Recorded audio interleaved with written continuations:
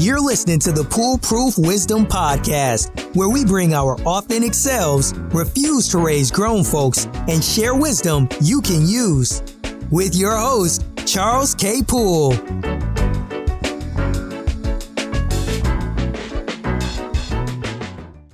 Good morning, and welcome to the podcast. You know, there's a saying about character being what you do when no one is watching. And that has resonated very much with me for much of my own life.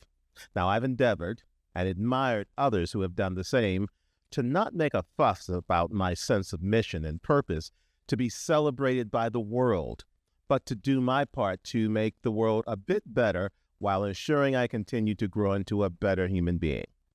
Keith Levy, whom I've known for many years now, first as an executive at Anheuser-Busch and afterward as someone I consider a friend and very, very good human being, is cut from that same kind of cloth. And today, I will talk with him about how he developed a life that has seen him go from seeking professional success to building a life of significance. We're going to talk spirituality and faith, of course, but also how his experiences have influenced how he has approached his relationships, sees his place and purpose in the world, and discovered balance. This, good people, is among my favorite things to discuss, as you well know. But first, let me tell you something more about Keith. Keith Levy is a semi-retired CPG executive with a successful career, very successful career, spanning more than 3 decades. His past roles include leading different businesses across the consumer products category to include dessert and baked goods, confectionery products, snacking, pet food, and beverage alcohol. He most recently was the president of Milk Bar, the iconic dessert brand that has been turning familiar treats upside down since 2008. Founded by James Beard Award-winning chef Christina Tosi, Milk Bar first opened its doors in 2008 in New York's East Village.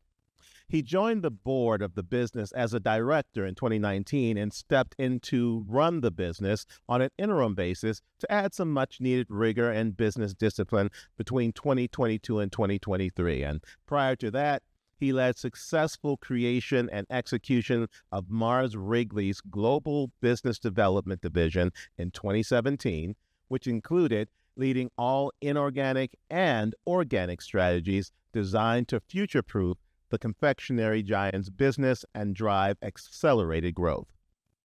As president of this division, he and his team led the multi-billion-dollar strategic acquisition of Kind Snacks, as well as smaller, early-stage capital deployment, marrying entrepreneurial capabilities with the scale capabilities of a large strategic consumer products company investor. Prior to this, he was president of Royal Canin USA, based in St. Charles, Missouri, a leading global manufacturer of premium dog and cat nutrition. I know this well because I fed it to my dogs. The Royal Canin business manufactures and markets more than 200 different specialty diets to approximately 30,000 clients nationwide.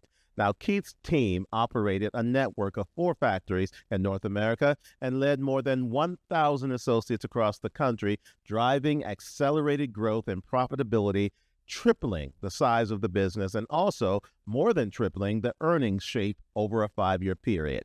Impressive? Yes, it is. Well, prior to all of that, Keith enjoyed a successful 24-year career at Anheuser-Busch. During his time there, he held numerous executive roles, including VP of Sales, VP of Brand Management, and prior to leaving AB in 2011, by the way, the same year I did, he was the company's vice president and chief marketing officer, responsible for leading some of the world's most valuable brands, including Budweiser and Bud Light. He helped drive the company's revenue to a record $13 billion at the time and was instrumental in shaping modern brand management at Anheuser-Busch. He led the development and launch of many innovative new products, including Bud Light Lime, one of the most successful line extensions across all consumer products in 2008 and 2009. Keith is also the recipient of numerous awards for marketing excellence, including winning USA Today's Super Bowl ad meter in 2008 and 2011, as well as capturing 3 out of the top 10 ad meter selections in 2010. the Con Gold and Silver Lions in 2008 and 2010, several POPIA Gold and Silver medals for outstanding merchandising achievement, and 3 Emmy nominations for advertising excellence in 2009 and 2010. He was also a key member of the senior integration team during the $52 billion acquisition of Anheuser-Busch by InBev in 2008. He's a past board member of the Association of National Advertisers, the Pet Food Institute, and currently serves as a board director for Milk Bar, a board director for MixLab, a modern pet pharmacy headquartered in Los Angeles, an advisory board member of Viridian Capital Advisors, an investment banking and strategic advisory firm representing cannabis companies, investors, and acquirers, advisory board member of Trait Biosciences, an industry-leading CBD research laboratory in Los Alamos, New Mexico, and an operating partner with Sonoma Brands, a specialist growth equity firm dedicated to high-growth consumer brands and services. Keith earned his degree from Kent State University and has executive education at both the Kellogg School of Management and Harvard Business School. But beyond his academic, professional, and other business achievements, Keith is a devoted husband to his wife, Julie, and father to their 30-year-old son, Anthony. He and Julie are based in Chicago, but split time between Chicago and their home in Colorado Rockies. Officially in semi-retirement, Keith spends a lot of time reconnecting with friends and family, staying spiritually involved in his church by leading small groups and mentoring others, staying physically active by cycling, skiing, hiking, and practicing yoga, of all things. I'm going to have to talk to him about that. And enjoying travel and leisure as much as possible. What a career. What a life. And we're going to talk about all of it now. Keith, welcome to the podcast, my friend. Hey, Charles. Great to be here. I'm telling you, it looks like you got yourself a very nicely appointed office there. So I'm kind of digging it. Like your own business suite, and this is your home, I'm assuming. Yeah. My home in Chicago. I moved here 7 years ago, believe it or not. And so it's been home. And like most people, when I do work, you work from home these days. So you got to set yourself up some comfortable, functional digs. So that's what we did. We live in a city, which we've never done. I don't know. Have you ever lived kind of like urban living, or did you do that in LA? I have. Yeah, definitely. I really like it. Man, we walk everywhere. We train, we Uber, I ride bike. But these city homes are built straight up and down, so there's like my neighbor's like 4 feet from me on both sides. But we are together. But anyway, believe it or not, it's a big home. And so it had a bunch of bedrooms in it we didn't need. So obviously I had to convert one off. So here we are. Well, the thing about those, kind of homes, though, not only are good fences going to help make good neighbors, but so do great window coverings. Yeah, indeed. So, Keith, I really wanted to talk with you because in so many ways, we are born into the world with this idea that you're born, you go to school, you get a good job, you work for the rest of your life, you hopefully get to retire, and then you kick the bucket, and that there's pretty much nothing in between those different periods of time. But you, my friend, have turned that notion on its head in many, many ways.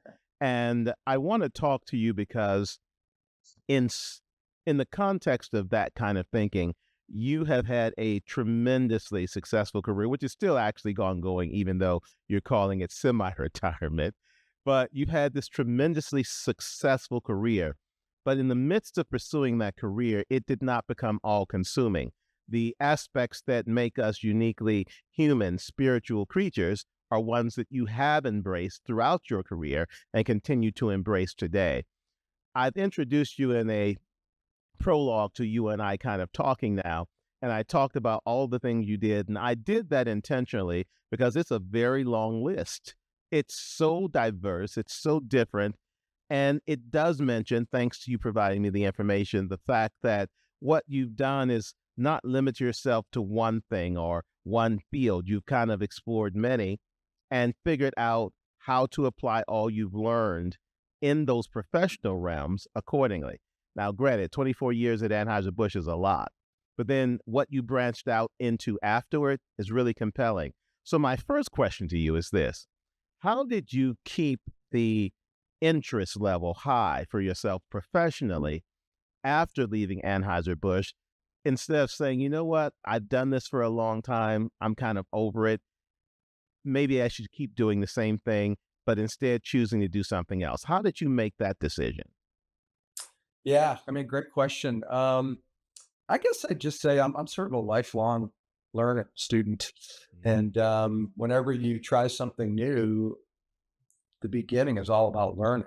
It's learning new skills, new businesses, new cultures, new people, new places, and I think all that shapes you in your life, you know. And so I think I was 48 at the time when we sold the business. Well, I was younger than that probably, but when I left there, I was yeah, I guess it was sort of approaching 50, right? So it was way too young to retire at that point, even though financially was in a position that I never really anticipated based on the sale of the business and you know, just some of the things that were put in place for us, even for the executives that stuck around to combine the companies. But I just I felt like I had more in the tank. I felt like I had more to offer. I wanted to learn new things, and you know, probably like you, Charles, a lot of people want to talk to you about your time at Anheuser-Busch, you know, and everybody wants to talk to me Right.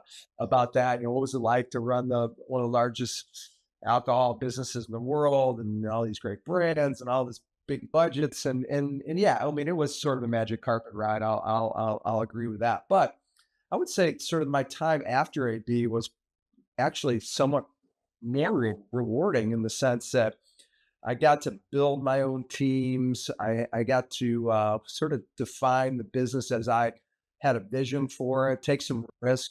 You know, and it was in a position to be able to do that because I wasn't too worried about Right. playing the quote unquote corporate game and making a mistake and getting fired. It's like, okay, well, then I'll go do something else, or I'll just go and sit on the beach or whatever. So it put me in this really interesting spot. And you know, and even when I moved up here, like as I said, we moved up here like 7 years ago to Chicago, and I did that when everything was going like perfectly in the pet company I was running, and everything was on autopilot. We had a great team. We were growing. Everything we tried worked. It was just I don't know. I've never been in a situation where everything just fell into place like that. And so what do? I have to, you know, when life is perfect, I have to go create chaos in it somehow. And so I said yes to this opportunity to move to Chicago and combine two other big businesses, Mars Chocolate and Wrigley. And then, you know, but really what intrigued me about it, Charles, was like they said, look, I mean, we know you've been through big mergers and acquisitions and integrations. And so certainly want you to help with that as part of the executive team. But what we really want you to do is sort of help us define what the future of Mars Wrigley is going to look like in terms of the portfolio. And we can do that a number of ways. We can do that through acquisitions. We can do that through incubating things in our own R&D departments, or we can make early stage growth investments and see if we can add some value alongside of an entrepreneur. And that kind of intrigued me because I'd never done that before. And again, lifelong learner, got to go try something new and learn something new. And quite frankly, those experiences and those skills that I learned there are really what I'm doing in quote unquote semi-retirement. You know, I'm helping with private equities. I'm helping with banks. And something I didn't put in my bio is I've been doing some extra witness work, which is quite interesting. And but I wouldn't be doing any of that had I not sort of pulled the ripcord, moved out of St. Louis, moved to Chicago, and started a new business. And actually, what was interesting about it too was it was a blank sheet of paper. Like just write a thesis, hire a team, tell us what we should be thinking about doing. And so I'm flying all over the world, places like Dubai, and going to Russia a few times a year. I've been to Wow. China and Brazil, and we did one really big deal, which was like a $4 billion acquisition. But I kept bringing smaller deals, things I thought were interesting for the business, and I couldn't get the Mars family to say yes to any of it. And at that point, I was like, okay, I think I've done this for long enough, and I left the big corporate machine, and with no regrets. But yeah, I mean that's kind of a long answer to a short question. But I think that at the root of it all is that I like learning. I mean, I like learning in retirement, but I learn in different ways too. Maybe I'm learning new things through people I'm meeting in my church. I'm learning new things through organizations we're involved with. I'm learning new skills. I have a boat now, believe it or not. And so I learned how to captain a boat, and but I think, when you stop learning, it's a bit like a shark, right? You stop swimming and you die, so you got to learn.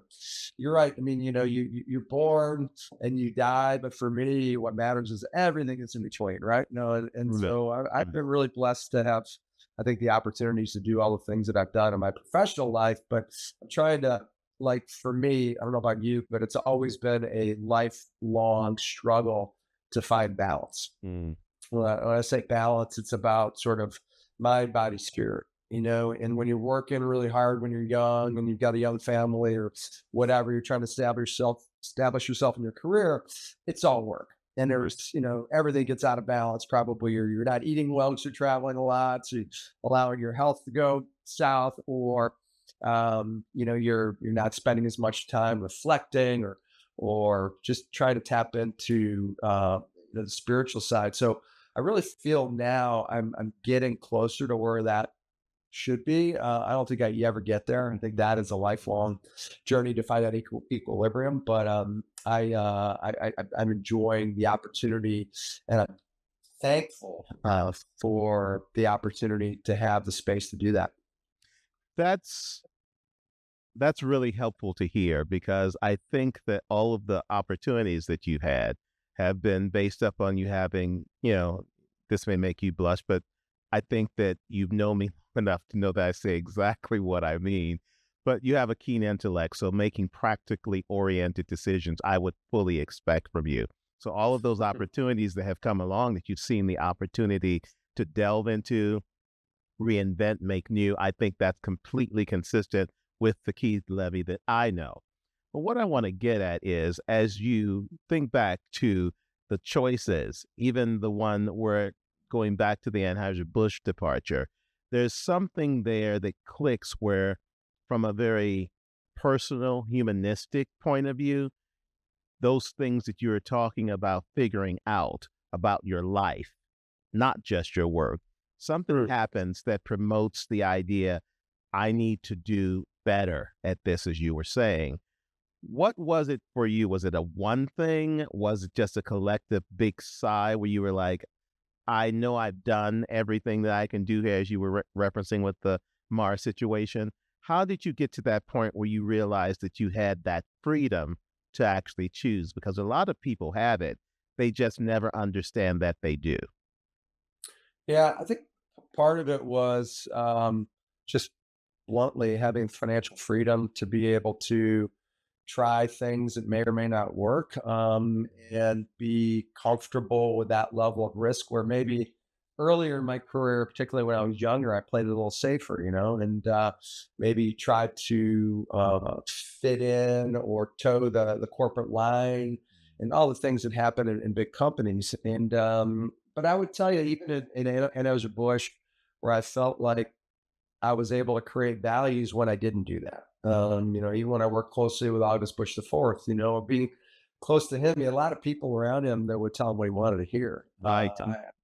I needed to be somebody that told him what he needed to hear at times when he didn't want to hear it. And I think that created a special bond for us, and a different kind of relationship he had with other people that were working closely with him. And, that was something I figured out later in the career. It's like, okay, yeah, there's certain things within a big machine that you have to just abide by, whether that's the bureaucracy that you live in, the politics that exists, the relationships.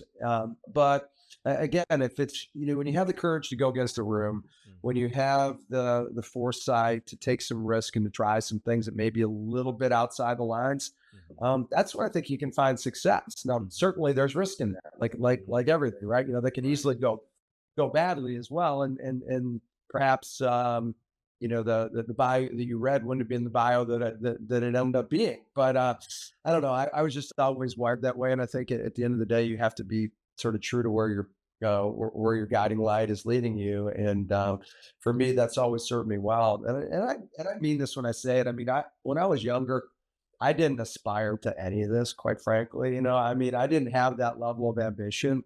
Things just sort of happen. And I mean, I thank God for all of that. I mean, I don't know how he laid out the path that he laid for me, or how I even paid attention close enough to follow the path that was in front of me, that clearly he put in front of me. But I did, and it worked out way beyond my wildest dreams and expectations, both from a professional standpoint in terms of the experiences, the responsibilities, on the wealth creation side of the coin, but also I think just in terms of who I am. I would tell you, whether it was at AB or whether it was at Mars Corporate or all the things I've done my whole career, one of the things that people always told me through we do all these surveys, right? Whether it's Myers-Briggs or DISC, or I've done, out the yin yang, the types of personality profiles.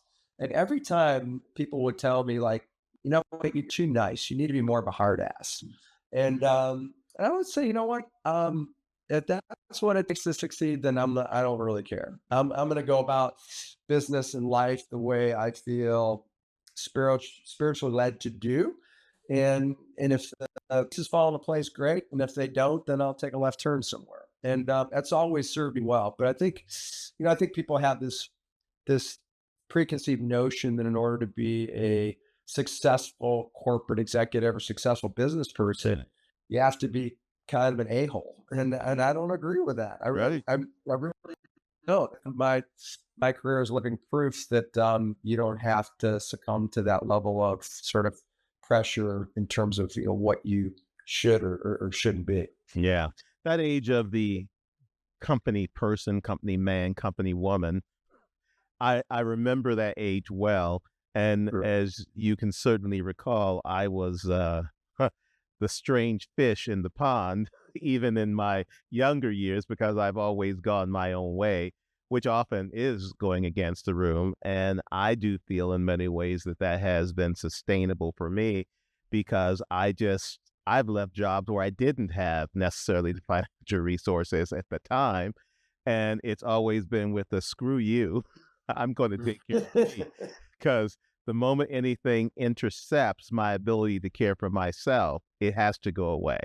And Yeah. I think that where I'm hearing you in this regard is that you found yourself and you knew who you were, and you didn't as well let anything stand in the way of that, but you dealt with the shenanigans, as I'll call them, of corporate America only until such time that you knew that you could leave it behind entirely. And that's a good position to be in. But I still think it takes a great deal of courage, right? Because even if you do that, you still have got these moments when you are in the midst of it all. You got to put up with it.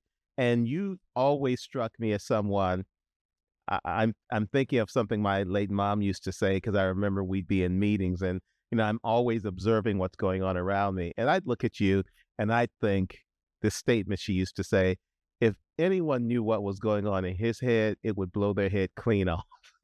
Because I always sensed that there was more going on in there, and that it was always about how to move things forward, even when they got stuck, even when people began to miss the point of whatever we were trying to do. And you never did fail to take a moment to make clear your position on something, which is one of the reasons I grew to respect you. I mean, we didn't know each other that well, but we knew each other. And I always appreciated that you did stand up and make statements and claims and point out things that I know other people never would have. And to see someone do that in that environment, I was like, that's my people right there, right? Because that's what you have to do. So how do you apply that as a person who has led people, who has had to deal with the environment where people are looking to you to get their gauge on how things are supposed to be? How do you do that? Yeah, well, I mean, first of all, it's got to be people first, because as a leader, and I've run companies now since leaving Anheuser-Busch, where the buck stopped with me. I was the boss, and they entrusted me with, I would call very valuable assets. Brands, factories, offices, technology. But the most valuable asset they entrusted me with was the people. Right. And so I think when you think about, okay, what do the people need in order to be successful in this environment? How can you challenge them? How can you support them? How can you give them resources? But also how you hold them accountable so everybody on the team is both, pulling their weight, but also understanding what everybody is trying to do sort of together. Then I think that's when you get it right. I think when you're focused on yourself, your own career, just the numbers, just the analytics, you can sort of get bogged down in a lot of things that you lose sight of the fact that those are all great and they're important in business, but unless you have a great team and a great group of people and you create a high performing team environment where they can flourish, then it all sort of falls down. So for me, it was that first was always thinking about, what do the people need, both for me as a leader, but also from a resource standpoint. And, but I think the accountability point is an important piece too. And I learned that later in my career, because I don't know, like most people, I guess I could probably tend to be a little bit of a conflict avoider. You feel like at times that, when you're calling somebody on the carpet and when you're holding them quote unquote accountable, that you're entering in a conflict maybe you don't want to deal with. But it's super important to recognize the responsibility of that, so that you're actually not doing them a disservice by not highlighting the fact that, hey, there's something not right here, or you're not performing at a level that I know you can, or the organization expects you to. So I think there's a lot of that for me in terms of the how did I do that, I suppose. The other thing, and you pointed it out sort of in the, maybe what you observed in meetings, I tend to try and listen pretty well. I mean, I can talk as well as anybody, I suppose, but I think when I do my best communicating, it's when I'm really listening. Right. And when you listen, you take things in, and then you can perhaps distill those things down into manageable bites where people can understand them or act on them.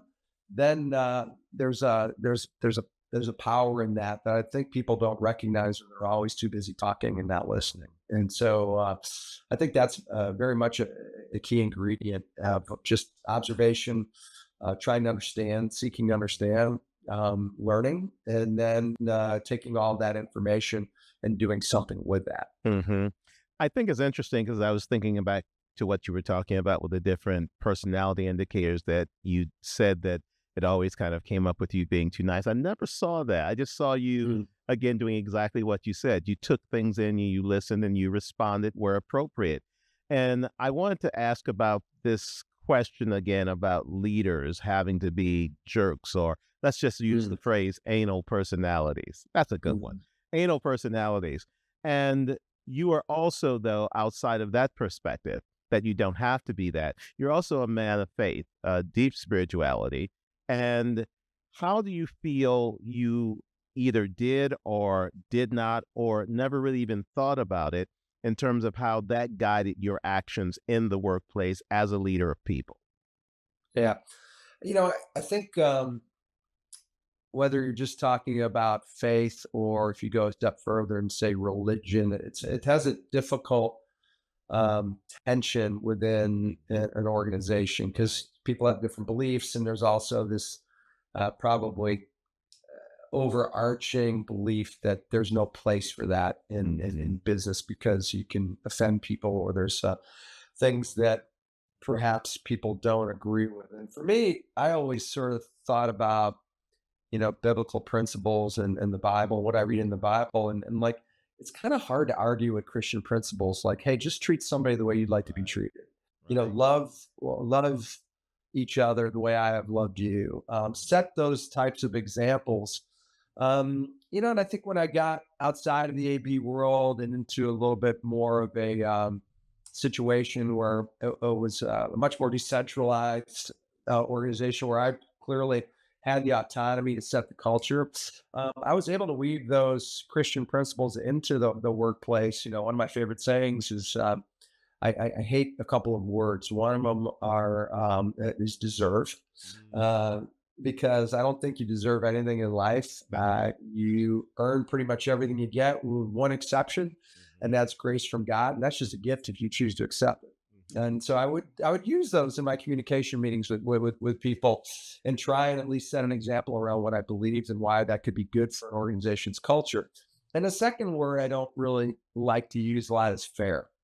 That's not fair. Life's not fair. This isn't fair, because everyone's definition of that is different, you know? And so, but I think when you think about, again, this notion of how do you utilize your faith and your spirituality, what you know about the Bible and biblical principles, and try and say, okay, how can I apply those without being heavy-handed or hitting somebody over the head with the Bible, or being perhaps a little bit too bold in that regard? And I always found that some of those things are very, very applicable to creating a healthy culture for people that care for one another, that work hard, that want to do just a good day's work, and at the end of the day, spin around and look back and be proud of what you've done long, and the way you did it. An important part of the way you did it. And so that's how I did it. I think when I really found success, was able to take those principles, to communicate them, to act on them, but probably most importantly to live them. And I think people pay attention to that, and they watch, and they hopefully will emulate when they feel like that's a good thing. And that's just worked for me in the settings when I had the autonomy to do that. Not everybody has that. Certainly, there are organizations that wouldn't be allowed.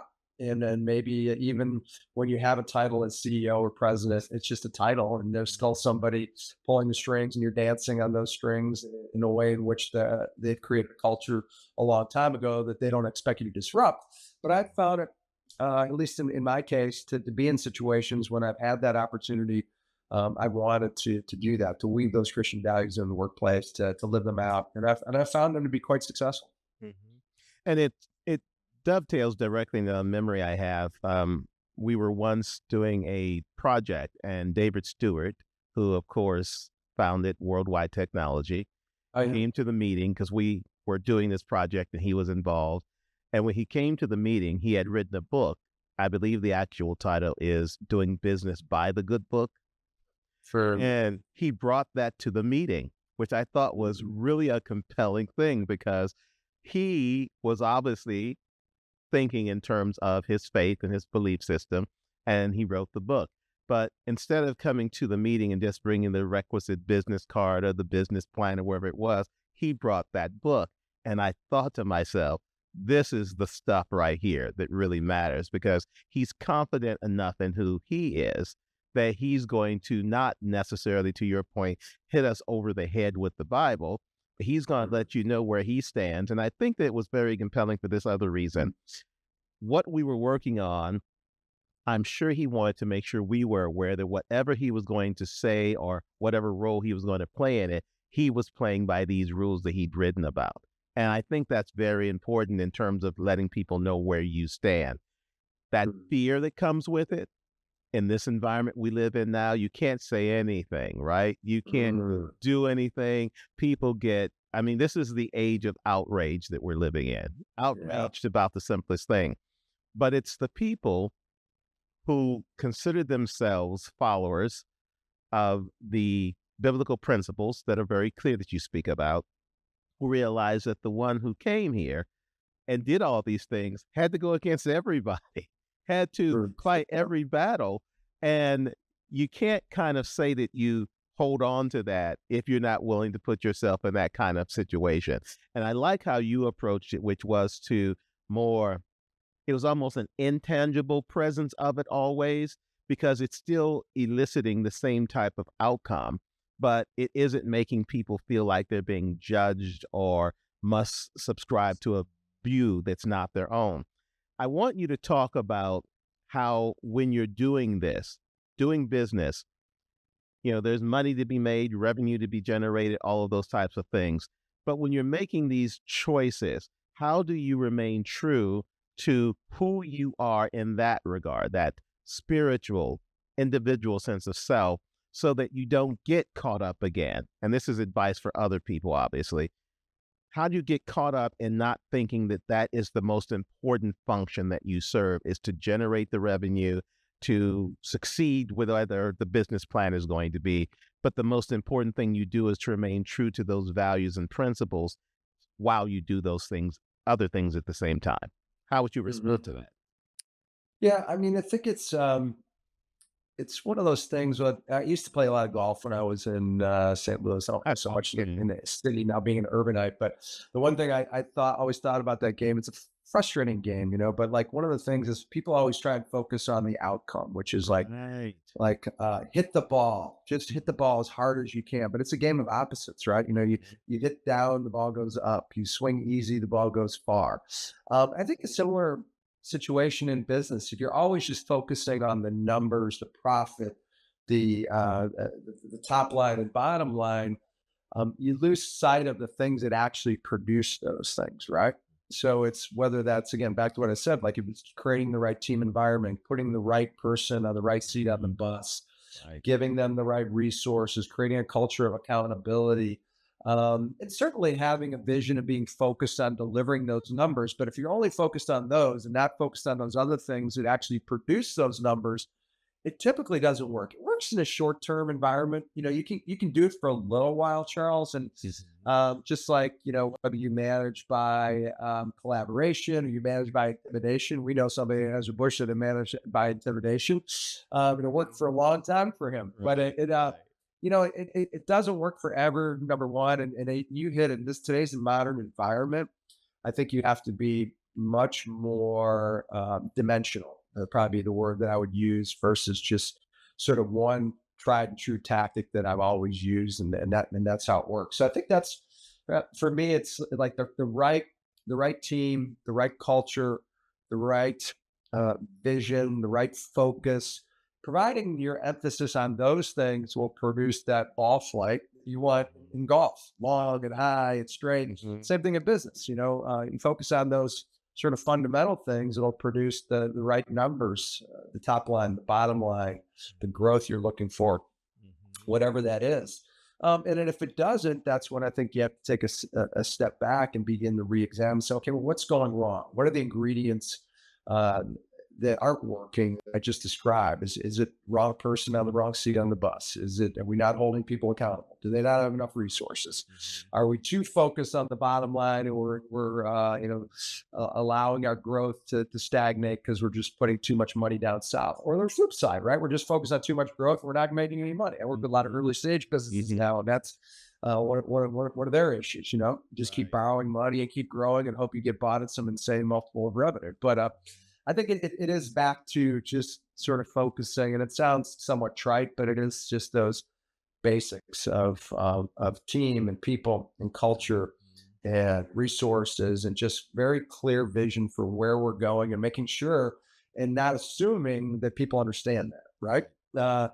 And so that for me is the advice that I think I would dispense now after almost 4 years of doing this stuff, and certainly got it wrong as oftentimes, maybe as much as I got it right. But I guess that's the other lesson is like, don't be afraid of mistakes, because, look, most mistakes you make in business and life, in relationships, they're not fatal errors. You can come back from them. You can try something different. You can say, I'm sorry if it's in a relationship. You can, reassess what you thought was the right way to go, and be comfortable with saying, hey, it wasn't right. I wasn't actually, I was leading you down the wrong path there, and that's okay. But at least I recognize that, and you all may have helped me see that, or maybe we saw it together. Now let's go do something differently. There's so many leaders out there that are so afraid to say, hey, I was wrong, or to listen to people that are beneath them, quote unquote, beneath them. I think those are leaders that never realize their full potential, because the power of really just humility, and the power of understanding that you have people in certain roles that, quite frankly, are probably much better at discipline than you are, and then recognizing value of that. That's sort of some of the secret sauce that a lot of leaders sort of fail to really truly understand. Hmm. I listening to you just now, I was thinking about a couple of things. One of them is a statement that, I learned again from my late mom many years ago, and I certainly apply it. It applies to what you were just describing, and it is 100% of your worst fears you've already survived. That And you can apply that to 100% of your worst mistakes you've already somehow survived and made up for. So I think that's definitely true. And then the other part of this, Keith, I think is there's been a lot of success in your life and you've worked for and you've earned it. And that's one reason I enjoy celebrating that for you, because it's one thing when you sometimes see people who have done nothing and they seem to have everything just land in their lap, which often tends not to be the case. But you work your butt off, literally, to get where you're going. So I want to ask you a bit of a question about moving beyond the professional success. Part of what I mentioned that I wanted to talk with you about is about how one develops a life of significance. Now that you've had all of this success, now that you're semi-retired, now that all these other things that we've talked about are true for you, how are you defining the significance of your life? Because I believe that we are all here for obviously a purpose, and we get an opportunity to grow into that purpose over time. So I see that as what you're doing now. How are you defining it? Yeah, I mean, I think it's again, it's back to that lifelong challenge of one understanding, what are my unique spiritual gifts that I've been created with, and to be able to use for to just to add value in life, to make a difference, to be useful. And so for me, I felt like, I think outside of the business world, there's just that A, appreciation for people, and B, the ability to lead them was something I felt I could do outside of an organization that was just focused on making money. So, my wife and I lead two small groups through our church. One's a young couples group, which we love, and most of them are probably our son's age or younger, but like they're just dear friends. And I think I started that group about 5 years ago, and since then, we have 8 new babies, first time babies born out of that group. And so I went to a pizza party the other night at someone's house, and the 3 brand new babies there, and it was just really cool to watch them. And I think part of that, I think starting that group was just a way to bring couples together to both understand their relationship with each other, but also their relationship with God, and how that should sort of be the center of it all. And so I try to use, I guess, some of my life experience, my business experience, my leadership experience to both start that group and nurture that group. And since then, we've sort of handed it off to some other couples that are now leading it, and we just come to participate. But at that pizza party barbecue, I was talking to one of the couples who just had a baby and had a really tough time with the baby, and now they're doing well. But going through all the stuff that people go through with newborns. And I said to them, I said, the parenting thing is a really interesting but extremely important role in life. I said, it's the most important job you'll ever have. And it's also the only job you try to work yourself out of a job from the day you get it. And it's like, how do I prepare this, human being for this world? And I think that's one thing I love being around young people, because they just still have some of that, just optimism and innocence about them that we sort of lose over time, because the world robs us of that if we let it. And I think it's been both rewarding for us to be part of this group, to watch these people develop, to watch their families grow, but also to watch their relationships grow. So I've tried to take what I've learned in business and life and apply that to that. We also lead what we call a boomer group, a group over 50, because the church we attend is a very young church, Charles. It's like, I think the average age is probably like 27. Oh, wow. Which is somewhat refreshing, right? Because you hear so many young people that are, unchurched, dechurched, and so but we're kind of a minority in the church, so we have a group of older folks that get together, and that has just a great dimension as people sort of enter into a similar season of life that we're in, and understand how they're trying to address your question. How do you utilize how you've done life in the past to serve how you're going to do life now. So it's certainly some of the ways we're doing it. Another thing I've done again through the church. It was funny because when I stepped away from Mars and quote unquote retired from the big corporate machine, I was talking to one of the small group pastors because we had been doing these 2 small groups. And he called me up. He's like, "Look," he goes, I know you have some time on your hands and perhaps you're not looking for things to do, but there's this young guy who I know through our church who's just going through a tough time in life. He goes, "I think there's a lot about him that you would like, but he's a young African-American gentleman, grew up in the South Side of Chicago, one single parent family, like all the odds stacked against him, but he somehow had enough brain power and I think just, drive to get into Notre Dame, gets into Notre Dame, walks on the football field, plays football for 4 years, comes out of school, goes to work for, Fortune 500, and they send him to Harvard. He gets a Harvard MBA. This is a kid that never shot, Okay. But what I learned when I got to meet him, which I obviously said to the small group pastor, "Sure, I'll meet him," but I was kind of reluctant. I'm like, "Oh man, I'm getting a lot of things on my plate and quote unquote retirement here. That here comes another thing." But I sit down with this kid. I just fall in love with him, Charles. Man, he just has this, I don't know, just light inside of him that I want to be part of. And at the time, he was going through a really difficult time in his marriage, and they had both gone to Ivy League schools. She was a big, high-powered investment banker, and she was somewhat disappointed that he wasn't leveraging his Harvard MBA to do what she was doing, and she wanted to go to all the right parties in the Hamptons and in the city of Chicago and be around the powerful people. And all he wanted was to do life together, to do church together, to have a family together, and ended up growing apart.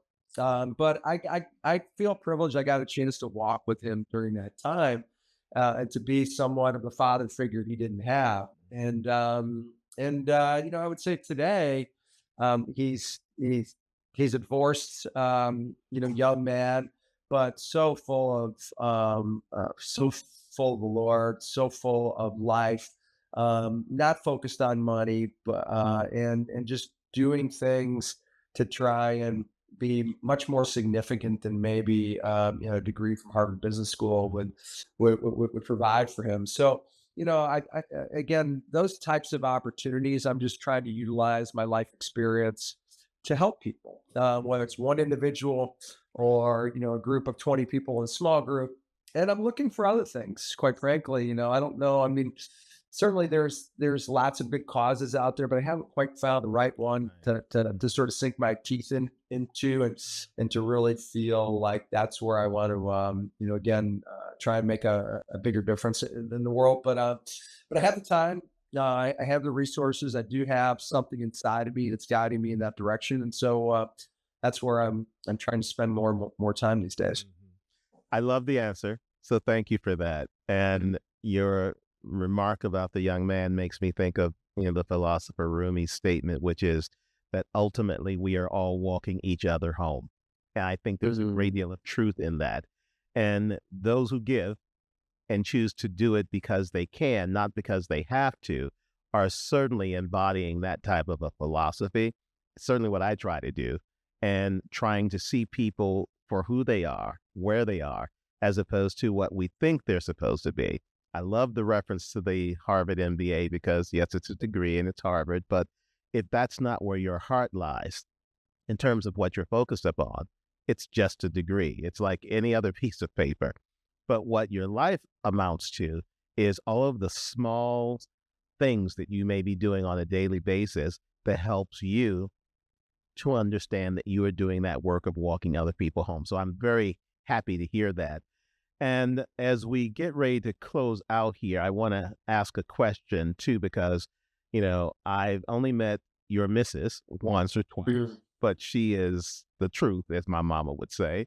And talk to me about that, because as much as you've done, she's done in her own right and in her own way. And how do you take that kind of combination of two people who are, I hate the word yoked, but I'm going to use it. It's biblical. Yeah. Okay. Yoked so obviously, appropriately. Not to say that everything's always, spick and span and perfect. How has that influenced the fact that you have become the person that you've become by virtue of having that family, that experience? Talk to me about that. Yeah, my wife Julie is she is truly my better half, Charles. I mean, everything that I'm not, she is, and we're very different people. And we met at a very young age. We started dating in 1982, and and we're still together, which is pretty amazing in this day and age, right? But she is the kindest, biggest hearted, most faithful, nicest person I've ever met. And I still, I believe that when I first met her, and I believe that today. And I've watched her actually grow in that regard, which is pretty incredible because I felt like she had so much of it to begin with. To see it become even greater is amazing.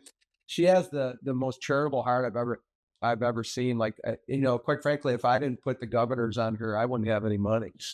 She'd be giving it away to everybody. Every time, we live in Chicago, right? And there's a lot of people in need, but every time there's somebody outside the CVS drug that's looking for money, she's coming out of there with 2 submarine sandwiches, and she comes out of Jewel Osco with lunch meat and bread, and just and it just comes naturally to her. It's Exactly.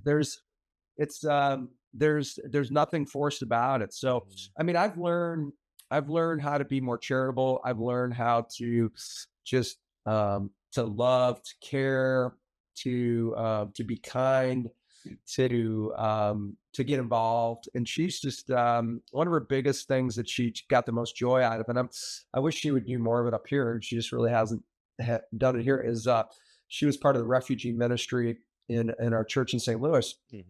She worked with a lot of refugees from Burma and in Africa, from Rwanda and the Congo. And that gave her so much joy. I mean, she was in some pretty nasty places that pretty well, like Hodabunch and some of these places where they had to be out of there by 3:30 in the afternoon because you never know what starts to happen when you get to the evening hours. But she never was afraid. She would always tell you that these people have so much warmth, and they're so thankful for everything that we do for them. But she said, in truth, I get so much from them than I give to them. They have no idea. And so she stopped working when we had Anthony, our first and only child. But she was really built to be a mom. She was a great mom to our son. She's a great mom to other kids. And she found her place in life to be a mom and to live that out. And now that I'm not traveling, for work anymore, and we're leaving the house every day to do business, we spend a lot of time together, man. And for some people, that's a difficult transition, but Right. it's been pretty good for us. I've been actually pleasantly surprised because I was I had some apprehension. Oh man, we're going to be together a lot. We're going to be in the house together. We're going to travel together. We're going to eat together. We're going to, we do a lot of stuff together. But it's been quite good. Certainly we have our alone time. Like right now, she's actually visiting her mom in Cleveland, Ohio. So I've got bachelor life this week. So my golden retriever and I, Denver, we're going down to our boat. We're going to spend the night on the boat next night and hang out. And so I enjoy that alone time too. But no, she's just made me a better person in so many ways. And I'm so thankful that God put her in my life. Yeah, I can sense that. And like I say that I think that our meetings were like when we used to have those big AB events and stuff. And literally the phrase, she exudes warmth, is appropriate for. So I just kind of feel that way anyway. So I wanted to mention that. And as we close out now, I have now come to know what my last question for you is going to be. Don't be scared. No. When you look at your life now, Keith, and think about what it used to be during those highly productive, successful years and what it is now, how do you begin and end your days? compared to the way it used to Yeah. be? Yeah. So I try to begin my day with some level of prayer and reflection. I find that that's a really good time. I get up early. It got ingrained in me in all those years in business, even though I can sleep in, I usually don't. My wife loves to sleep in. So while she's sleeping, I have my quiet time, and that's my time for reflection and devotion. So I definitely try and start my days off with that. I read. I consume most of my news these days on the internet and through podcasts.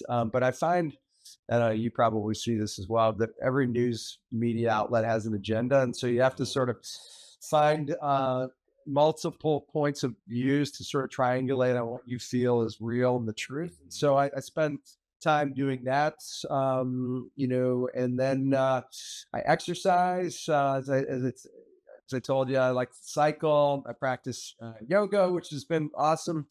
I like to hike when I'm out at a place in Colorado. I find like that's my real time to be spiritual when I'm out in nature. So those types of things. But if I have some things that I'm doing for work, whether it's a call or a meeting, I try to do those things in the morning. And then I don't know. I'm a frustrated musician, so I play drums, I play guitar. Okay. I've been Drums. Okay. Yeah, I played drums since I've been in like fourth grade, and I stopped for a while when I turned 50. It's many moons ago now.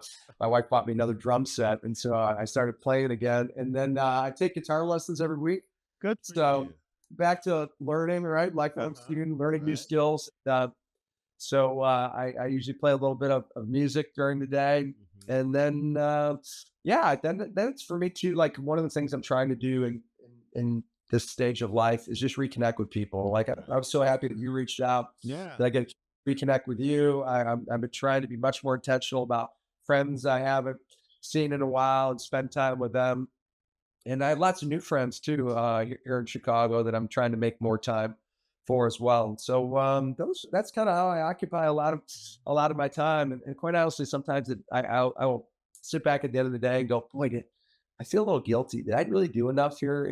Like because you're on that treadmill for so many years, and Right. you feel like that's something you have to do every day. But I'm getting much more comfortable with the notion that your day can be somewhat fluid. It doesn't have to be the exact same thing every single day, and it doesn't have to be quote unquote ticking off like certain check marks of things that you were supposed to do or wanted to do.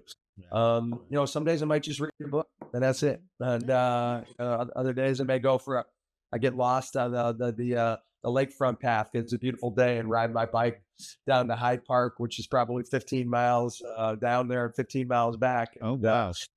those types of things. But I've got the luxury to do that, and why not? So that's how I spend my time. Keith, I think that there is simply value in just living your life as you've described, because when you're doing that, your chances of missing things are far fewer than they were before. You can take all of it in, appreciate moments. That's something that we didn't get to do, right? During the gotta grind age, we didn't get to appreciate the moments. But what beauty is there in appreciating the moments, even when you're not necessarily thinking that that's going to happen? Something will occur and you'll be able to acknowledge it and you think, oh my God, it's just amazing. I think that where you are, my friend, you're in this unique and special place where you get to view the world from an aspect of awe every moment of every day without all of the other stuff that seems to permeate our brains, right? When you're out there trying to do all of the other things. And for that, I think that you are an example for everyone. You've done the work, you've put in the work, you've reaped the rewards, but you've not lost your sense of self. And in fact, you are constantly on a journey to become more of who that person is intended to be. I think that's goals right there. I think that's the most important thing any of us can do. And I'm so glad to see it for you because you have worked your butt, as I said, off for it, but you now understand what it took to get there. And now you are reaping those benefits. So thank you for sharing that story with us today. It's really cool. My pleasure. Very well said. Very well said. Much, I Charles. think I do these things on occasion. So what's the rest of your day looking like? Are you going to go to get to Colorado today or? No, I'm going down on the boat. So we're just going to spend the weekend on the boat. So it's I have neighbors on the dock that are friends, and so we kind of hang out, with the dog. I've invited some friends to see if they want to go out. It's a beautiful day out on Lake Michigan, so maybe we'll go out there. I don't know. Just gonna take it as it comes. Well, you know what? That's the beauty of what you have right now, and I'm going to do something similar. Although mine's going to involve going and sitting in the theater and watching the Planet of the Apes. So what can I tell you? Different strokes, different folks. So Amen, brother. Thank you so much for your time, for your spirit, for your contributions. And I will be in touch with you sooner than later. And who knows, I've been actually thinking about making it to Chicago. So if we're there, when you're there, I'll stop by and see you and we can eat pasta. You better. All right. I've got it. Great to see you. Thanks for having me. It's been my pleasure. My pleasure as well, Keith.